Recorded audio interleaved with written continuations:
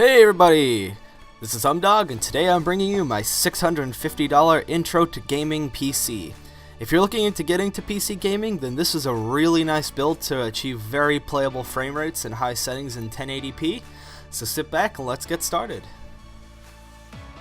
So first up, for the CPU, I picked the Intel i5-4460 processor, clocked in at 3.4 GHz. This processor currently is about $185, and I gotta say, it is a great processor. It will handle anything you throw at it, gaming, light editing. It's perfect for everyday use for an intro to gaming PC. It supports up to 32 GB of DDR3 RAM and has 6 MB of Intel Smart Cache. It's a 4-core processor, and it has 4 threads, and it is not overclockable.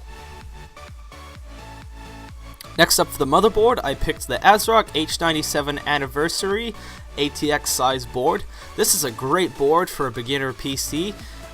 It supports up to 32 GB of DDR3 RAM. It is an Intel H97 chipset. It will support the i5 processor that we picked out. The only one issue with it is that it does not support Crossfire or SLI, but that's okay since this is a beginner PC build. You don't need to have SLI or Crossfire in it, as we're only going to be relying on the single GPU. The price for this motherboard currently is around $70 to $75. It has been fluctuating in the markets recently, but it will hover around that price. Next up, for our RAM, I picked 8 GB, which is 2 4-DIMM sticks of G.Skill Ripjaws X Series DDR3 RAM. This is some great RAM. It's usually the cheapest on the market. For Black Friday sales, I got this RAM for $29.99. So if you see this RAM go on sale, grab it. It's an excellent RAM. It'll do what you need it to do. If you're looking at doing video editing, I suggest you get 16 gigabytes of RAM, but for an intro PC build, 8 gigs is just what you need, and with today's games coming out with a lot of AAA titles, 8 gigs of RAM should be more than enough to handle what you need.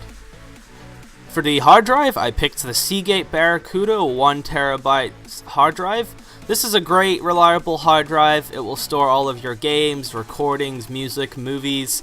I know a lot of people prefer to go with the Western Digital Caviar Blue, but as the Seagate Barracuda was on sale, I decided why not? I'm gonna go for it. It is a SATA 6 hard drive, 64 megabytes of cache, and it spins at 7200 RPM. The price of this hard drive fluctuates, but currently it's around $45, which is an excellent price for a good hard drive like this. For the power supply, I picked the EVGA 500 watt 80 plus certified ATX power supply. Nothing really much to say about this power supply other than that it's a great reliable power supply, and it will handle the graphics card and everything else we have in our build without going over our recommended wattage.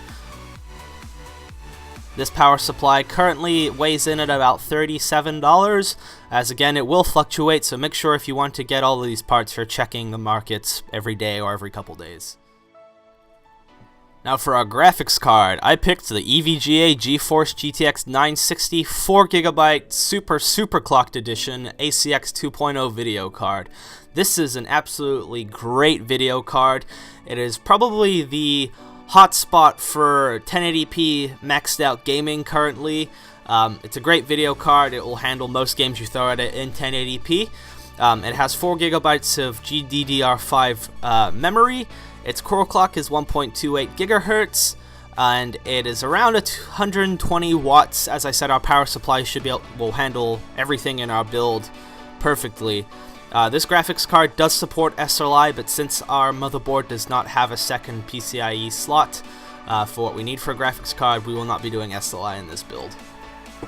This graphics card is currently about $215, but like all the parts in this list, it does fluctuate, so make sure you're checking. Lastly, to tie everything in this build together, we've got our case, which is the Corsair Spec 01 Red ATX Mid-Tower case. This is a perfect case, doesn't break the bank. It will handle all the parts we've got on this list with enough room on the inside. You can add fans to it, you can add radiators to it. It's got multiple hard drive bays for your hard drives and SSDs, so everything should be real good in this case. It looks really good, it's pretty quiet, and there's lots of room for modification. That's it for my $650 build guide, everyone. Leave a like if you liked it, or leave a comment if you would change anything, or if you agree with the parts that I put inside this case. That's all we've got time for today, so I'll see you in the next one.